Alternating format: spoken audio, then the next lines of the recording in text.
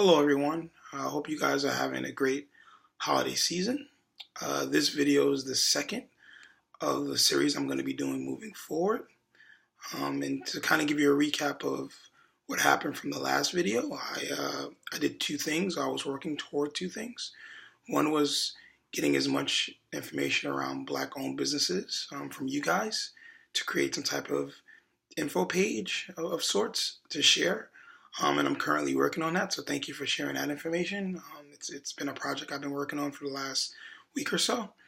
And then the second thing was me walking through the city with a sign stating "I can't breathe." I did that all of last week, and the responses I got were pretty interesting, to say the least. Some were, positive, and some were negative. But two that stood out to me that I'd like to share with you guys was an interaction I had with an officer while I was grabbing breakfast, a Hispanic officer, just stating his feelings and how he feels around the decision and what's going on within the country. And it was really positive to kind of get his perspective. And the second thing was I was waiting for the train on my way home, and a young man, he couldn't have been more than 15, 16 years old, walked up to me and didn't say a word and just gave me a hug, which was kind of alarming, but it was also refreshing. And he said thank you to me and just walked off and onto the station. So those are two really powerful moments in my approach in sharing how I feel and doing my private or my quiet protest for last week. But moving on to this particular week, the project that I came up with was around spoken word. So I'm currently working on a spoken word piece, and with the assistance of some of my friends who actually do spoken word, I feel like I'm on the right path, and I'm going to be possibly performing that in the near future, in some local space or poetry space. So I'll give you guys more details on that. So please stay tuned for that. But yeah, those are the two biggest things I'm kind of working on right now. And, moving forward as far as week to week, I will be, posting videos around other things I'm working on. But thank you for the continued support. Thank you for you guys, just reaching out and saying, hey, if there's anything I can help you with, let me know. So I greatly appreciate that. But I also want to take a moment to kind of, speak a little bit about what's going on within the community around the two officers that were just recently fatally killed by the young man in Brooklyn. And I've been seeing a lot of people's emotions around it, going both ways, mixed emotions around who's right and who's wrong, and how this correlates to the Eric Garner and Michael Brown and Ferguson,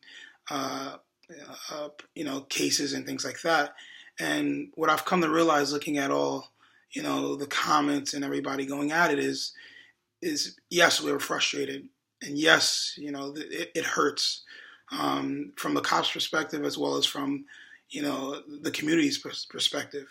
But I want you guys to remember, and I want you guys to keep in mind that, it's our duty as a community to come together in time of need. And I want you guys to realize that it's okay to mourn, it's okay to be upset and to share your frustrations. But we also have to keep in mind what can we do to make things better and to make the world a better place and our community a better place. So focusing more so on what next steps look like. What can we do to help our police, or what can we do to help the community, help our youth. So yeah, I just wanted to put that on you guys' radar because there's been I've seen a lot of back and forth and a lot of anger throughout the social media community.